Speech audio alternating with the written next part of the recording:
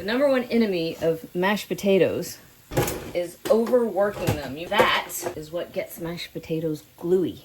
So I have right here 5 pounds of mashed potatoes. And I cut them. No, I don't have mashed potatoes yet. I have russet potatoes. I cut them into chunks. And here's why. You want your potato to be able to cook all the way through relatively evenly without turning into mush. If you throw your potato into hot water, the outside of your potato is going to cook before the inside has a chance to cook. And you're dealing with 2 different starches here, so that causes a problem. Ta-da! Okay, so you have 2 starches. You've got amylose, which is 1. That's kind of a linear starch. And if the outside starts to cook, the amylose gets kind of gluey. And you don't have a chance for the amylopectin, which is the lovely starch that makes fluffy potatoes, to do its job, right? So if you take your potatoes and you cut them into chunks and add them to cold or warm water with a teaspoon to a teaspoon of salt, kosher salt, per quart of water, what you have then is the perfect opportunity for your potatoes not only to get seasoned all the way through, but to come to temperature all at once, which means your potatoes will be fat and fluffy and lovely by the time that they're cooked. So these are russets. Russets are nice and starchy. It's kind of a classic mashed potato. You can also use Yukon Golds. I measured out 5 pounds of russet potatoes, cut them into chunks. They're going into barely warm water. I'm going to bring it all up to a boil. I added a tablespoon and 3/4 or so of kosher salt, which was Morton salt, so I had big fat crystals. And this is all we're doing for a minute. We're going to let it come up to a boil. Then, hello, that's Wampler. I forgot what I was even saying. Oh, then we're going to give it right at 15 to 17 minutes. You don't want it to go longer than that because you don't want to boil it to mush. We're going to give it 15 to 17 minutes before we drain it off. And then I'm going to show you 3 of the best, most spectacular secret tips to getting fabulous, fluffy, restaurant quality mashed potatoes that will blow your hair back every single time. You're going to love this, and you're going to look like a rock star. Timer went off. Oh, these are soft. Yeah, these are done. All right, so here's what you want to look for. You want them to be able to, with a fork, right? But you don't want to go any farther than that because they're going to get waterlogged. All right, let me drain these. Okay, go ahead and put your pot, your empty pot, right back on the warm eye. I turned the heat off, but it's still hot.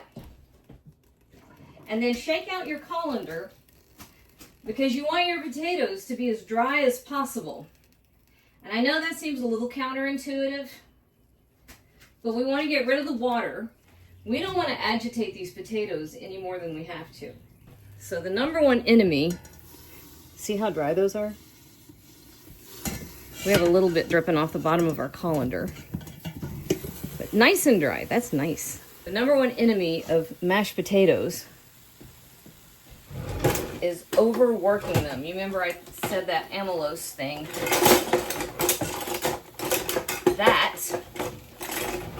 is what gets mashed potatoes gluey, is when you overwork them. That linear starch, pardon my reach, that linear starch starts to break out and line up, and that's what makes them sticky.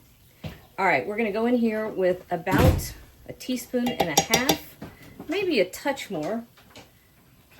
You want golf clubs? No, I want the bag. You want the bag for swords? Okay, yes. I don't know who they belong to, but okay. We have a set of golf clubs that have been in the basement since before we moved in. All right, so a teaspoon and a half maybe of kosher salt. That's Morton's. It's got a big grain. And then I have an 8-ounce package of Kerrygold butter. Now, this is also important. This is one of those order of operations matter situations. Butter first. You need all the little granules of starch coated with fat before you add your dairy. Otherwise, you won't get the fluffy. So you want to get nice and fat. Now, you kind of want to do 4 ounces of butter to 2.5 pounds of potato. So that's where my 8 ounces of butter came in. Now, I didn't do any more than that, because remember, we're trying not to have our amylose activate. I just thought of Wonder Twin powers when I said that. Okay, if you remember the Wonder Twins, give me a shout out. All right, so over here, I have 1.5 cups of heavy cream. I feel like if you're gonna do it right. We actually don't do mashed potatoes all that often, but when we do, I turn it up. Now we're gonna let this sit and have the starch absorb the cream. It takes just a minute for all of that to come together, right? So be a bit patient. Don't overwork.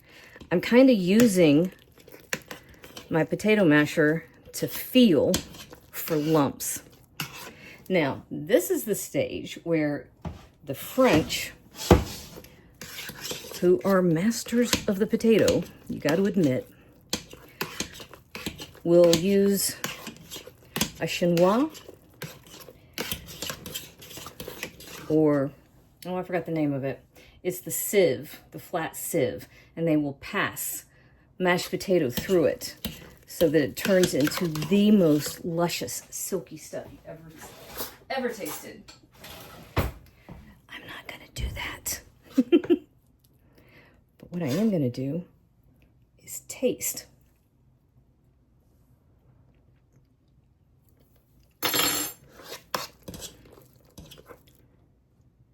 Sometimes I even shock myself. Okay. That's near perfection, I have to admit. Wow. Okay, it needs a hint more salt. So, a little bit of salt. And I know people that are like, oh, you can use pepper, but you have to use white pepper and blah, blah, blah. Forget it. You don't. If you want to, I mean, go ahead. If you want to, fine. I don't think it needs it. All right. What I am going to do is get it out of here and put it in a dish where you can see how beautiful it is. All right. I said I would let you know how beautiful it is. There we go. That's a beauty shot if there ever was one. Oh, there we go. I get excited over food. I forget where the camera is.